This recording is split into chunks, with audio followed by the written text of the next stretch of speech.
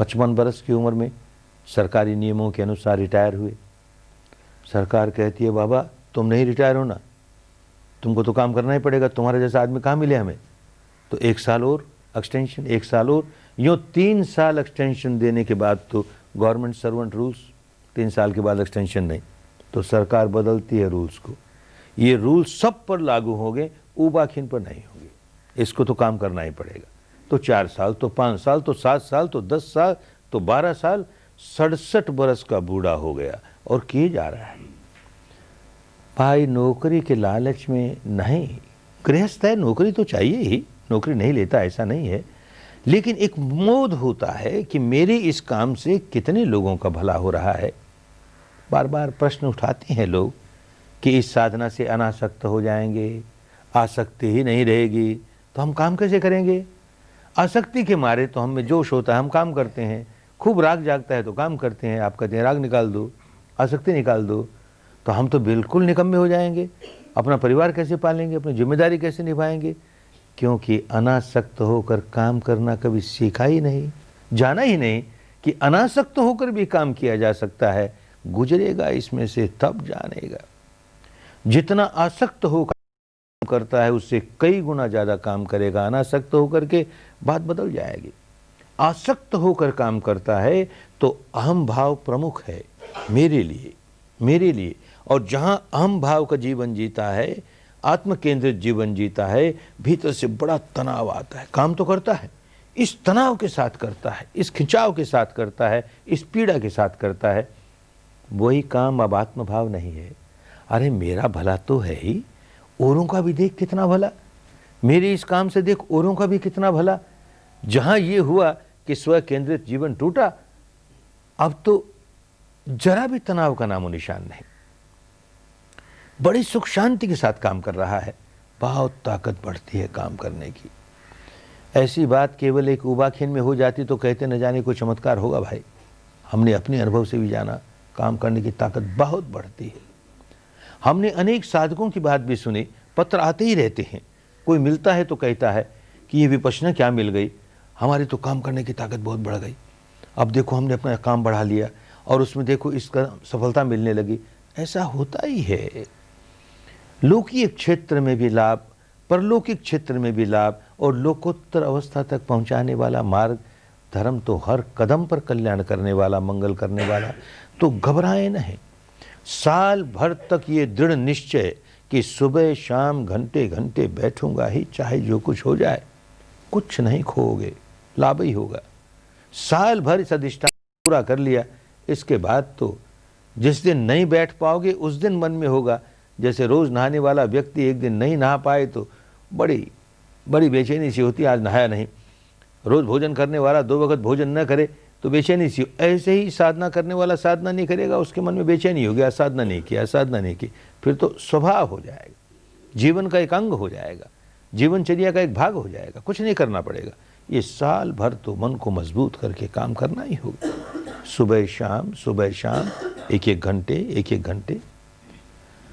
और इसके अतिरिक्त जब रात को सोने के लिए बिस्तर पर लेटेंगे तो आंख बंद करके लेटे लेटे जहां कहीं शरीर में कोई संवेदना मिल रही है, अनित्य है, अनित्य, विधिवत सिर से पांव तक, पांव से सिर तक जाने की जरूरत नहीं, क्योंकि सोने के लिए लेटे हैं। नींद आ रही है, आनी चाहिए, बस 5 मिनट देख लिया, अनिच्छा अनिच्छा अनिच्छा, नींद आ गई, सो गए, बड़ी अच्छी बात। सुबह जाग हुई, जाग होते ही पहला काम शरीर में संवेदना कहाँ है। संवेदना को जानते जानते सोएंगे, संवेदना को जानते जानते जागेंगे। अरे बड़ा मंगल होता है, बहुत लाभ होता है। ये जो हमने संवेदना को जानने का काम शुरू कर दिया सोने के पहले, तो सो कौन गया, चेतन चित्त सो गया। और चेतन को तो लगा दिया इस काम में, अब इसी काम में लगा है, अनिच्छा अनिच्छा अनिच्छा। रिएक्ट मत कर, प्रतिक्रिया मत कर, बस देखे जा प्रतिक्रिया। अरे बहुत बड़ा काम हो जाता है। तो ये सोने के पहले का 5 मिनट और जागते ही 5 मिनट, ये भी अनिवार्य। और एक वो अनिवार्य नहीं, जहाँ जहाँ संभव हो, जिस नगर में, जिस गांव में, जिस मोहल्ले में, जिस गली में एक से ज़्यादा विपश्चित साधक रहते हों, तो वो मिल करके हफ्ते में एक बार कोई ऐसा स्थान निश्चित कर लें, कोई समय निश्चित कर लें, उसमें साथ बैठ करके 1 घंटा विपश्यना करें। ये सामूहिक साधना बहुत लाभ पहुंचाती है। संभव हो वहीं करें, है ही नहीं, कोई साथी नहीं है तो क्या करें। अगर हो तो इसका लाभ लेना चाहिए। सप्ताह भर में कोई ऐसा तूफान आया जिस तूफान की वजह से मन ने समता खो दी, संतुलन खो दिया। अब विपश्यना की आनापानी नहीं होती, मन टिकता ही नहीं जरा सा। 10-15 भाई बहनों के साथ, गुरु भाई गुरु बहनों के साथ बैठ करके 1 घंटा ध्यान किया। न जाने उनमें से किसकी साधना बहुत तेज हो रही है, बहुत अच्छी हो रही है। और साधना अच्छी होती है तो अपने भीतर ही तरंगे नहीं जागती, बाहर फैलती है। तो सारे वातावरण में धर्म की तरंगे, बस उसका लाभ मिला, अपनी बैटरी भी चार्ज हो गई। फिर सप्ताह भर खूब अच्छा काम होने लगा। कमजोरी आई, सबके साथ बैठे, फिर अपनी बैटरी चार्ज हो गई। ये सामूहिक साधना बहुत कल्याणकारी होती है। लेकिन जहाँ जहाँ संभव हो, जहाँ पर लोग हों और अब सामूहिक साधना वहाँ नहीं हो रही है, वहाँ प्रयत्न करके सामूहिक साधना का कोई आयोजन करें। और इसके बाद फिर अनिवार्य साल में 1 बार, कम से कम 1 बार साल में 10 दिन अपने भीतर धर्म की गंगा में डुबकी लगानी ही है। जिसको सचमुच धर्म में पकना है, जिसको सचमुच इस रास्ते आगे बढ़ना है, ये अनिवार्य है। जैसे आदमी साल में 10-15 दिन छुट्टियां मनाने चला जाता है, पहाड़ों पर चला जाता है, समुद्र तट पर चला जाता है। अरे अब अपना पहाड़ भीतर ही है, समुद्र तट भीतर ही है। 10 दिन बस डुबकी लगाओ भीतर, और बाहर निकलोगे तो इतने फ्रेश होके निकलोगे, इतनी ताजगी के साथ सारे साल भर चाहे सो मुसीबत आए उसको सामना करने की ताकत आ जाएगी। ये बहुत आवश्यक है।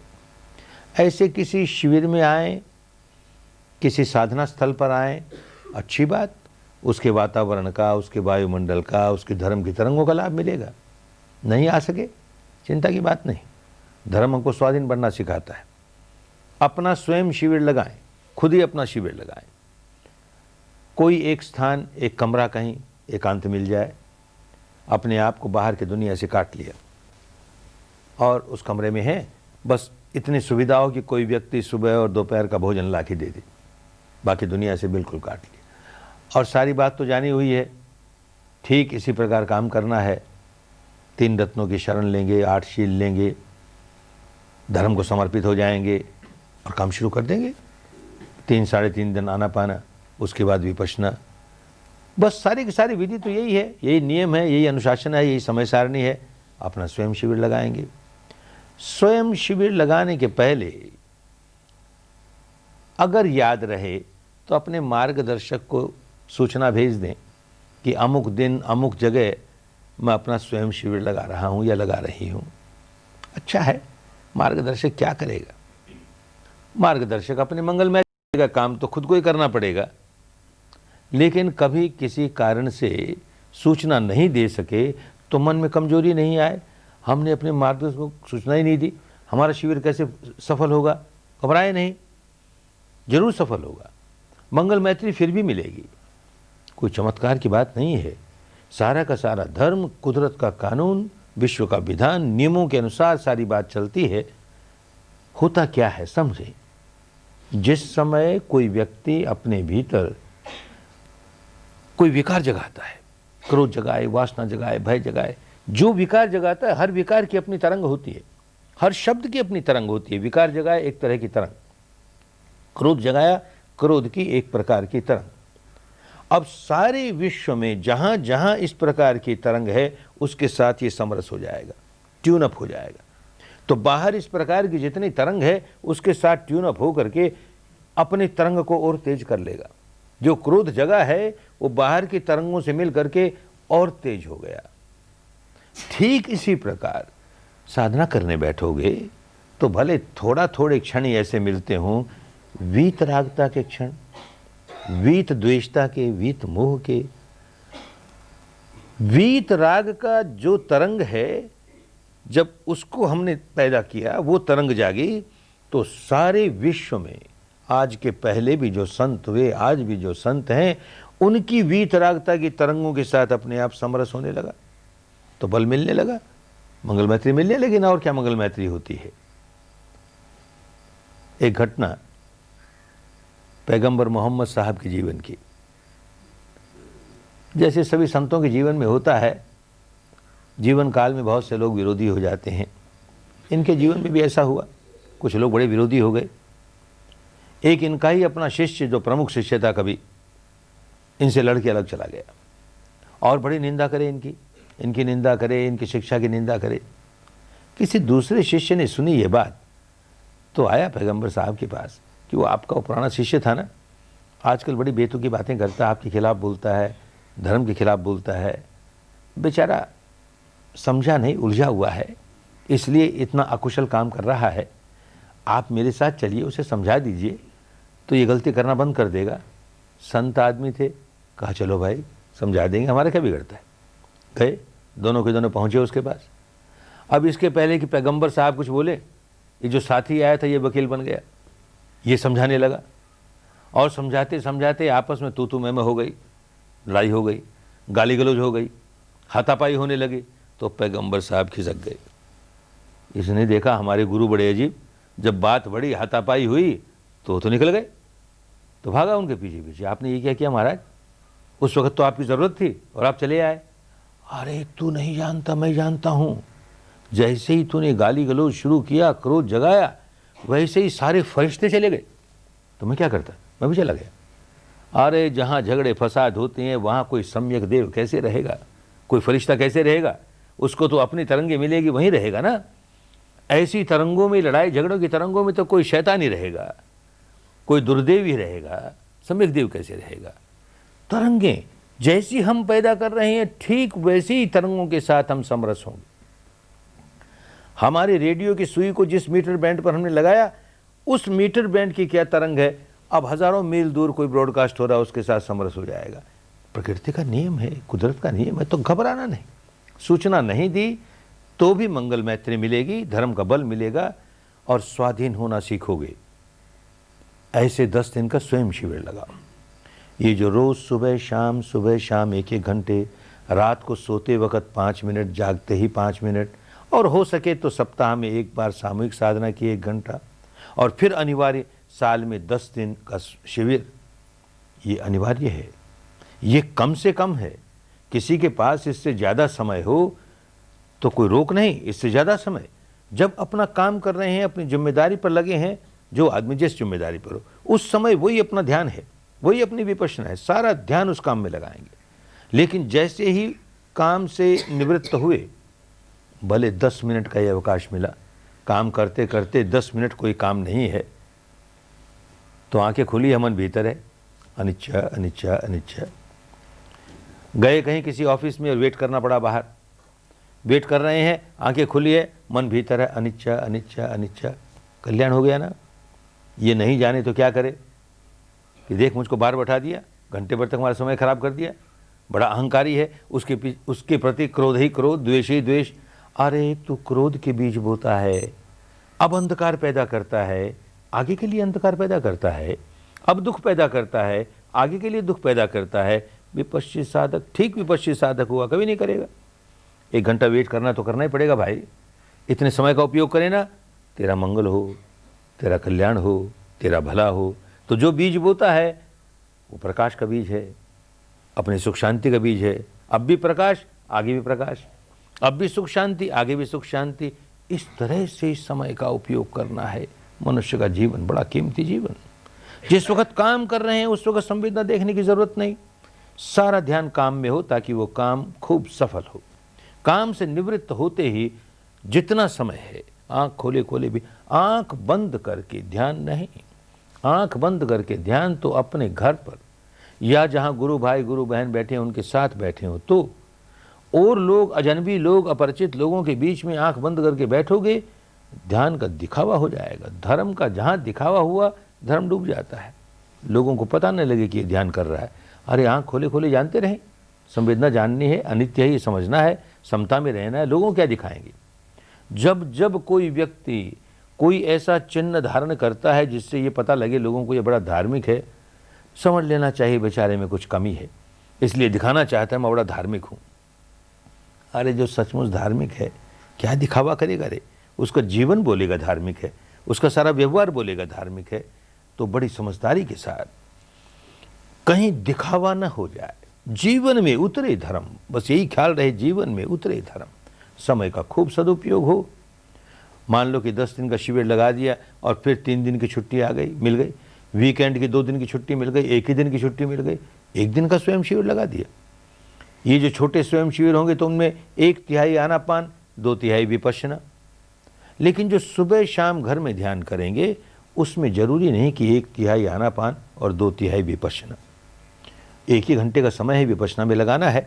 लेकिन कभी ऐसा हो कि मन बड़ा चंचल है, बड़ा सुस्त है, बड़ा प्रमादी है, काम नहीं करना चाहता, तो आनापान का प्रयोग करेंगे। 5 मिनट, 10 मिनट, 15 मिनट। कभी ऐसी अवस्था हुई घंटे भर आनापान ही करना पड़ा तो घंटे भर आनापान किया, कुछ खोया नहीं। मन को स्थिर करने के लिए आनापान का जहाँ जहाँ आवश्यकता हो वहाँ वहाँ उसका उपयोग करेंगे। जितनी जितनी देर आवश्यकता हो उतनी उतनी देर उपयोग करेंगे। बाकी तो विपश्यना ही विपश्यना। और विपश्यना करते हुए फिर ख्याल रखेंगे, ये बार बार कहता हूँ, एक बार फिर कहूँ कि कहीं संवेदनाओं का खेल न खेलने लगना। धारा प्रवाह आई और खुशियों से नाचने लगे, धारा प्रवाह खत्म हुई और स्थूल संवेदना आई कि उदासी में डूब गए, तो भाई और कुछ कर रहे हो, विपश्यना बिल्कुल नहीं कर रहे। जो लाभ विपश्यना से मिलने वाला है वो जरा भी नहीं मिलेगा। जो आया उसी के प्रति समता भाव, अनित्य है, जो आया अनित्य है। अरे दुखद आया है तो इसका उपयोग करेंगे कि दुखद संवेदना आती है तो ही हमारे जो द्वेष के संस्कार अनुशय में पड़े हैं, दबे हुए पड़े हैं, वो तभी उखड़ेंगे और कुछ समय नहीं उखड़ते। उसका लाभ उठा रहे हैं ना, हमारे दबे हुए संस्कारों को, द्वेष के संस्कारों को निकालने में इसका उपयोग कर रहे हैं ना, इस दुखद संवेदना का। सुखद संवेदना आई तो उसका उपयोग करेंगे कि वो अनुशय जो राग का है और बड़ी गहराई में दबा हुआ है अनुशय है, उसको बाहर निकलने का मौका मिलेगा। जब जब सुखद संवेदना आएगी, बाहर आएगा, निकलेगा, उदीर्णा होगी, निर्जरा होगी, कल्याण हो गया ना। तो ये आए कि वो आए, अपना क्या बिगड़ा, अपना कल्याण करने के लिए आया। अपना कल्याण इसी बात में है कि समता में रहें। ये विपश्यना का गुर, ये इसका राज, ये इसका रहस्य। एक और तो शरीर की संवेदना को जाने, संवेदना ही नहीं जाने और कहे मैं बड़ी समता में हूं, तो क्या समता में?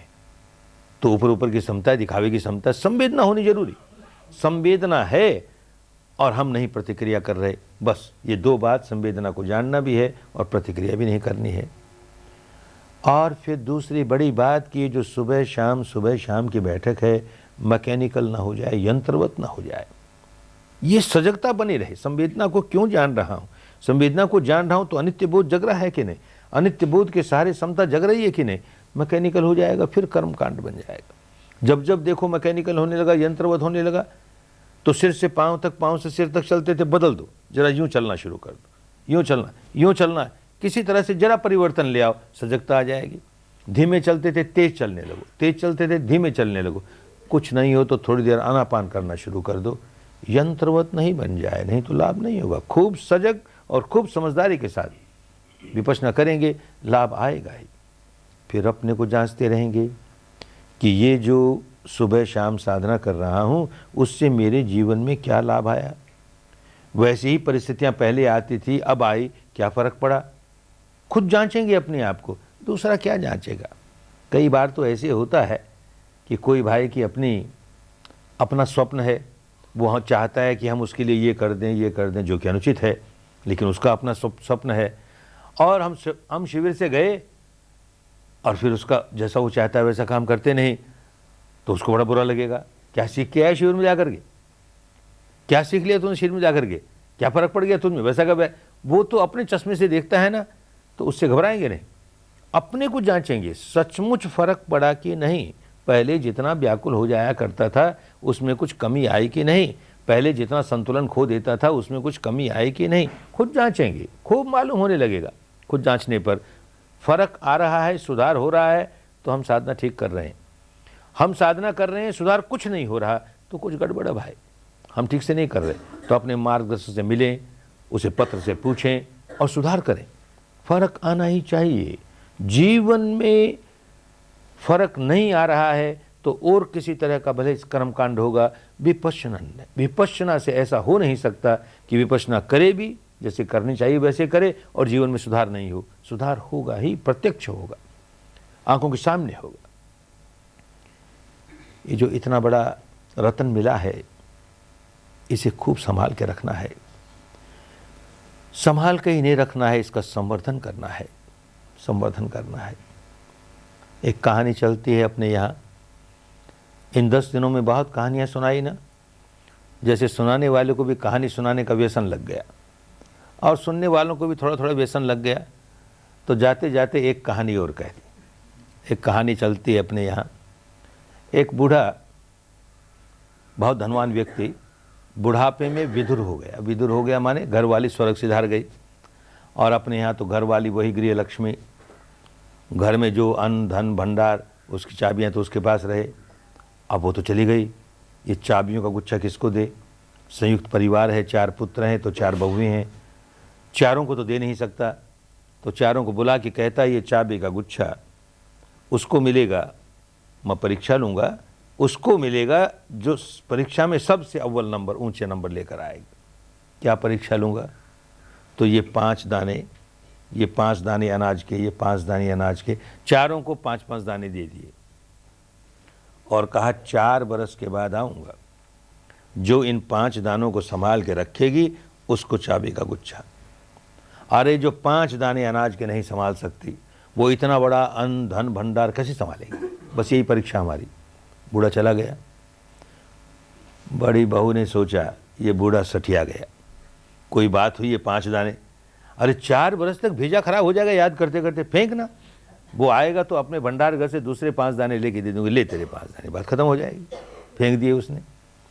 दूसरे ने सोचा कि बात तो ठीक है, 4 बरस तक इनकी चिंता करना समझदारी की बात नहीं, लेकिन बूढ़ा बड़ा अनुभवी है, बड़ा घाघ है, उसको जीवन भर का अनुभव है, कौन जाने इन्हीं 5 दानों में कोई करामात हो, कोई चमत्कार हो। 4 बरस के बाद आएगा तब कहेगा खा ले, और खाते ही तो पुत्रवती भव सौभाग्यवती भव और न जाने क्या क्या भव हो जाएगा, तो अभी क्यों ना खा लो।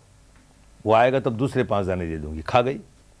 तीसरी को तो चाबी का गुच्छा दिखे, चाबी का गुच्छा चाहिए, तो अपने पूजा के कमरे में एक चांदी के डब्बे में 5 दाने रख करके रोज़ सुबह शाम जैसे अपने देवताओं को जाके संभाल ले, वैसे ही चाबी इनके 5 दानों को भी संभाल ले। 4 बरस तक खूब पहरेदारी की।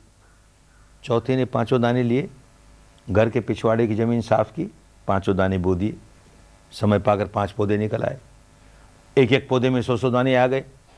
अगली मौसम 500 के 500 बो दिए, अगली मौसम जितनी आए वो बो दिए। अरे 4 बरस में तो मणों अनाज हो गया, टनों अनाज हो गया, गोदाम भर गए। बूढ़ा आया, सबने अपने अपने राम कहानी कह सुनाई। चौथे ने कहा महाराज आपके 5 दाने इतने बढ़ गए, गोदाम भर गई, मजदूर लाइए और उठाइए वहाँ से। बूढ़ा कहा ये बेटी काम की, इसने संभाल के ही नहीं रखा, इसने संवर्धन किया। तो इस बूढ़े ने भी 5 दाने धर्म के दिए हैं, संभाल के ही नहीं रखना, खूब संवर्धन करना, खूब संवर्धन करना। और हम तो ये चाबियों का गुच्छा भी अपने पास नहीं ले जाते, हर एक के पास छोड़ के जाते हैं, सबके पास अपना अपना चाबी का गुच्छा। धर्म में खूब पको और खोलो दरवाजा, स्वर्गीय सुख का दरवाजा भीतर खोलो, खूब पको ब्राह्मी आनंद का दरवाजा भीतर खोलो, खूब पको निर्वाणिक परम सुख का दरवाजा भीतर खोलो। चाबी अपने ही हाथ में है। खूब पको धर्म में, खूब पको धर्म में, बड़ा मंगल है, बड़ा कल्याण है, बड़े भाग्य से, बड़े पुण्य से प्राप्त होता है धन। शिविर समाप्त करने के पहले एक बात और कहनी है, और वो बात ऐसी है कि उसे कहे बिना चूकता नहीं। उसमें मेरा अपना स्वार्थ समाया हुआ। आखिर बनिए के घर में जन्माना, थोड़ी तो स्वार्थ की बू रही जाती है। क्या स्वार्थ है मेरा? क्या है? एक परंपरा है अपने यहाँ, एक मान्यता है अपने यहाँ कि किसी गुरु के पास कोई विद्या सीखो, कोई विद्या सीखो, लौकी हो, पारलौकिक हो, लोकोत्तर हो, कैसी विद्या सीखो, और उस गुरु को यथोचित गुरु दक्षिणा नहीं दो तो विद्या फलवती नहीं होगी, बलवती नहीं होगी। ये परंपरा मुझे बड़ी अच्छी लगती है। दक्षिणा चाहिए ना। शिविर में आने वाला हर व्यक्ति कोरा नहीं जाता, कुछ न कुछ दान दे के जाता है, अपनी पुण्य पारमी बढ़ाने के लिए दे के जाता है, पर वो दान तो आगे आने वाले जो साधक हैं उनके लिए, उनके भोजन के लिए, उनके निवास के लिए, उनकी सुविधाओं के लिए। गुरु को क्या मिला? मोटे गुरु को भी दक्षिणा चाहिए और मोटी दक्षिणा चाहिए। इस परंपरा में क्या मोटी दक्षिणा होती है? ये जो सुबह शाम घंटे घंटे विपश्यना करोगे और उसके बाद 5-10 मिनट अपना पुण्य बांटोगे, वितरण करोगे, मंगल मैत्री करोगे, तो हो सकता है याद कर लो, मैं भी याद करो, कोई फर्क नहीं पड़ता। जब कहोगे मेरे पुण्य में सब भागीदार हों, सबका मंगल हो, सारे प्राणी सुखी हों, अरे सारे प्राणियों में ये भी एक प्राणी है, तो मंगल मैत्री दौड़ी हुई आएगी हमारी ओर। ये दक्षिणा देनी भूल जाओगे, सुबह शाम ये दक्षिणा नहीं दोगे तो भाई ये विद्या बलवती नहीं होगी, और बलवती नहीं होगी तो फलवती नहीं होगी। सुबह शाम खूब मन लगाकर काम करें और फिर जीवन में उतारें। बड़ा मंगलकारी धर्म है, बड़ा कल्याणकारी धर्म है। अपने मंगल के लिए किसी पर एहसान नहीं कर रहे, रतन मिला है, संभाल के रखेंगे, संवर्धन करेंगे, अपने भले के लिए, अपने कल्याण के लिए, अपनी स्वस्थ मुक्ति के लिए, अरे अनेकों के भले के लिए, अनेकों के कल्याण के लिए। जैसे जैसे धर्म में पकते जाओगे, देखोगे कि औरों के कल्याण में सहायक बन गए, औरों के कल्याण में सहायक बन गए। ऐसा होने ही लगता है। खूब पको, धर्म जागे, खूब फैले, खूब लोक मंगल हो। शिविर समाप्त करने के पहले थोड़ी देर मंगल मैत्री का अभ्यास करें। Before we close our 10 days Dhamma seminar, better practice metta bhavana for a few minutes. इन 10 दिनों में जो पुण्य अर्जित किया है और असीम पुण्य अर्जित किया है इन 10 दिनों में, उसका वितरण करें। सारे प्राणी मेरे इस पुण्य में भागीदार हों, सबका मंगल हो, सबका कल्याण हो। Better share the merits that you acquired during these 10 days with all beings. You have acquired enormous merits.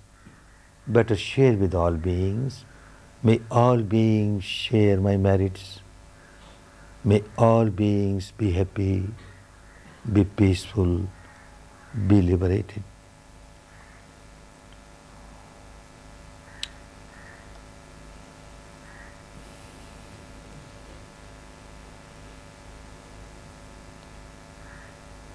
मेरे अर्जित पुण्य में भाग सभी कहूँ।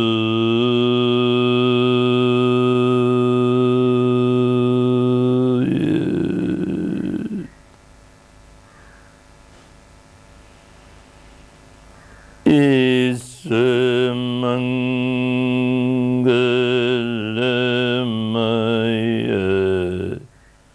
धर्म का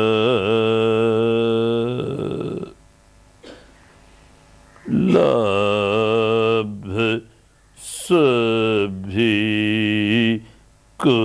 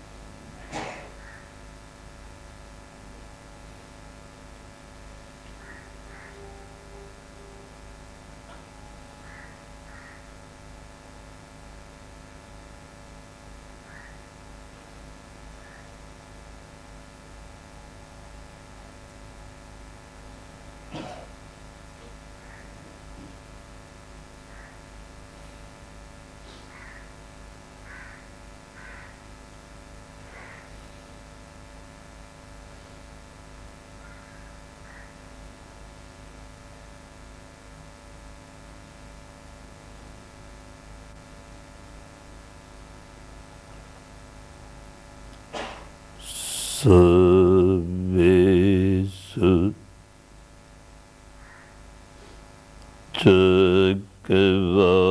चक्रवालेषु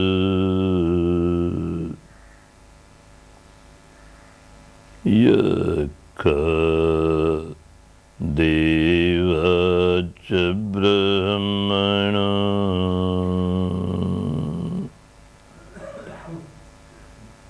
यं एकतं पुण्यं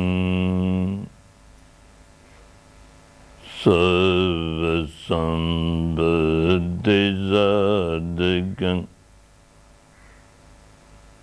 सभेदं अनुमोदयित्वा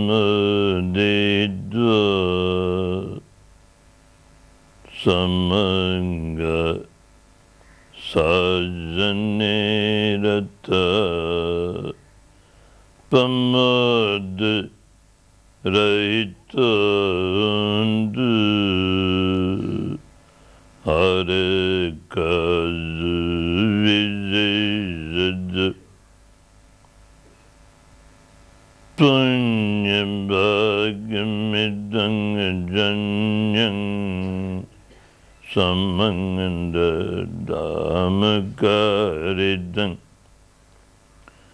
अनुमोदन्त तं zambe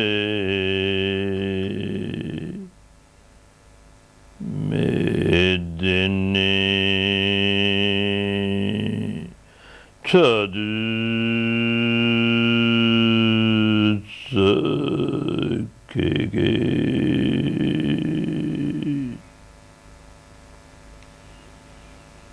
medine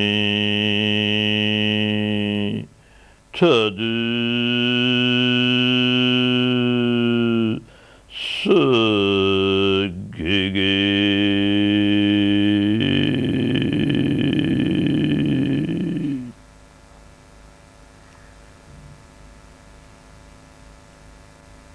मैं करता सबको क्षमा करें मुझे सबको ये मेरे तो सब मित्र हैं बैरी दिखे न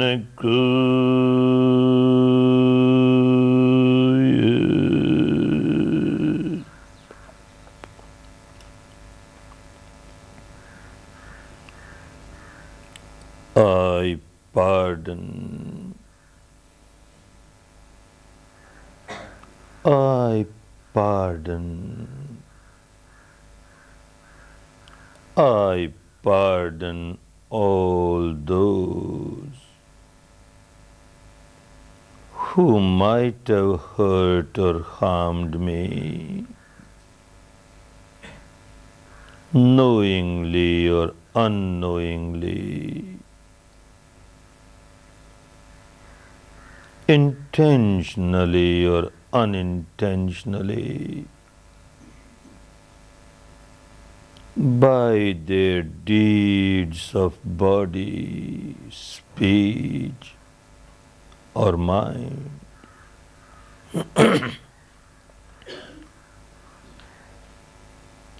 I seek pardon. Seek pardon. Seek pardon from all those whom I might have hurt or harmed, knowingly or unknowingly, intentionally or unintentionally, by my deeds of body, speech, or mind.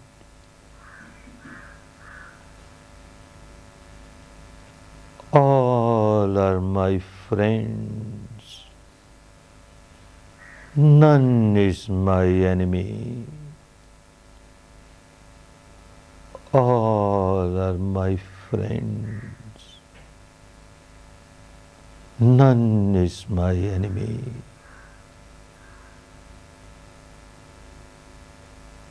May all share my merits,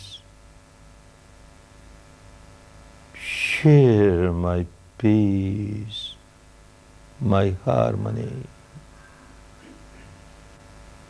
share my Dhamma, Dhamma, Dhamma.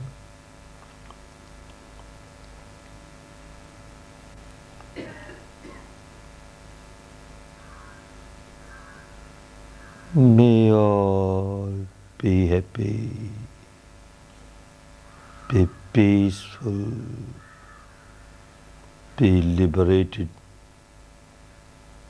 liberated, liberated. फला हो, मंगल हो, कल्याण हो, स्वस्ति मुक्ति हो।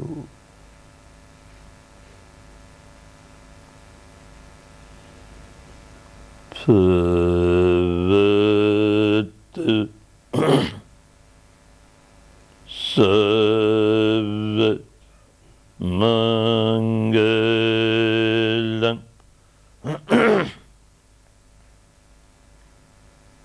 भवतु सर्व मंगलम्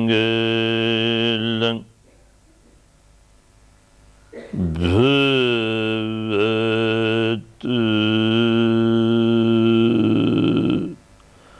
सर्व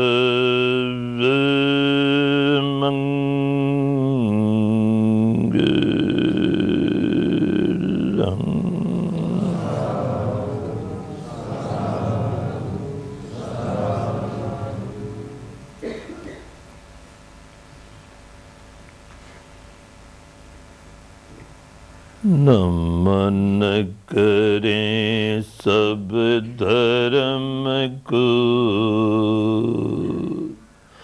धर्म करे कल्याण, धर्म सदा रक्षा करे, धर्म बड़ा बलवान।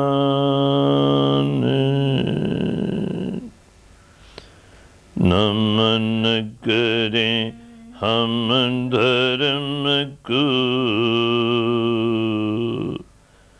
धर्म करे कल्याण, धर्म सदा मंगल करे, धर्म बड़ा बलवान,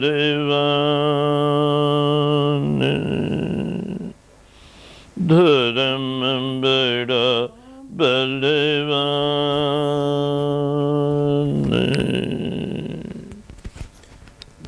नमन करें सब धर्म को, धर्म करे कल्याण, धर्म सदा रक्षा करे, धर्म बड़ा बलवान।